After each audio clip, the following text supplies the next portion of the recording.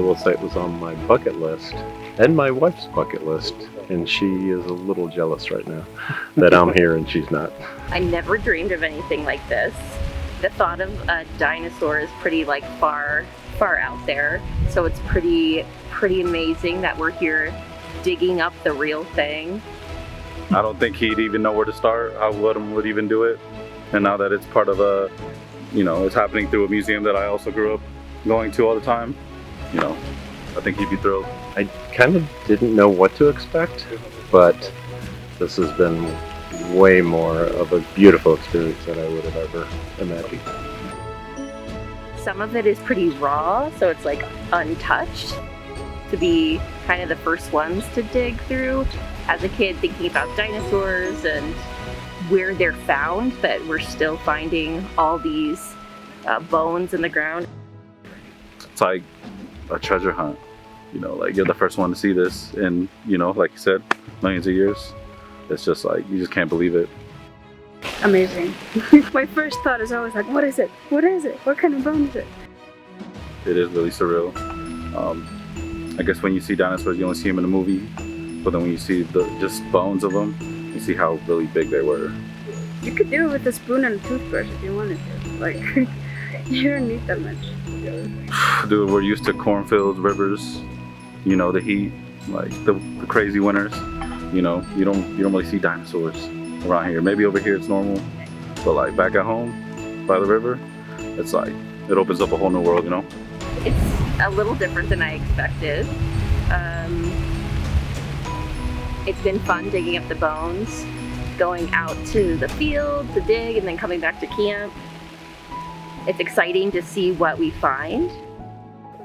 For me as a kid, even for the Putnam, you think of dinosaur fossils as a cornerstone of a museum, and we as the Putnam, we don't have that. We haven't had that the whole time we've been an institution, and it's really great to be able to get this and feel like we put in that missing piece of the puzzle. I feel like this is one of the big ones. It's a really big step for the Putnam in the Quad Cities in general, in Iowa, because the only one in Iowa. Gotta be proud of that too. I think we're gonna look back on this, and I think we're kind of taking it for granted now, just being out here doing it. But looking back, it's gonna be a fundamental thing in the history of the Putnam in the Quad Cities. Hello, Quad Cities! Hello, Quad Cities! Hello, Quad Cities! Hello, Quad Cities! Hello, Quad Cities! Hello, Quad Cities! Hello, Quad Cities! Hello, Quad Cities! Hello, Quad Cities! Hello, Quad Cities! Hello, Quad Cities! Quad Cities! Hello, Quad Cities! Hello, Quad Cities!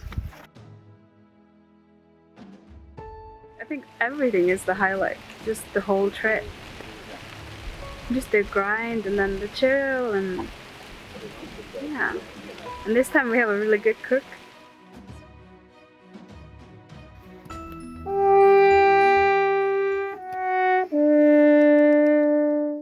They're an F crew.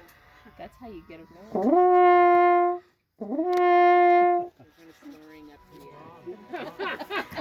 Alan, I think Brahms won. Oh yeah. I mean, the bones and experience of just getting to dig up a dinosaur, it's pretty cool. It's not every day you get to do that. I happened to literally stumble upon in the middle of a field, a vertebrae, a pretty big vertebrae from, this turned out to be, from the same kind of dinosaur that Putnam is getting. And so, it's extremely accidental, but, and I'm fortunate enough to be able to take that as a little souvenir. These things haven't moved in millions of years, and these things have been here through all, we think we're so significant, but it just really puts things in perspective. Just having something tangible and something that is also so community-based is really meaningful. And, maybe when they're experiencing it at first they don't get it, but maybe reflecting on it 10 years later, it's oh, that was cool. Or boy, we have that, and the place where I live now doesn't have that, and why, And so it's really a perspective thing, and being a world citizen and just having such a broad, I think, world outlook.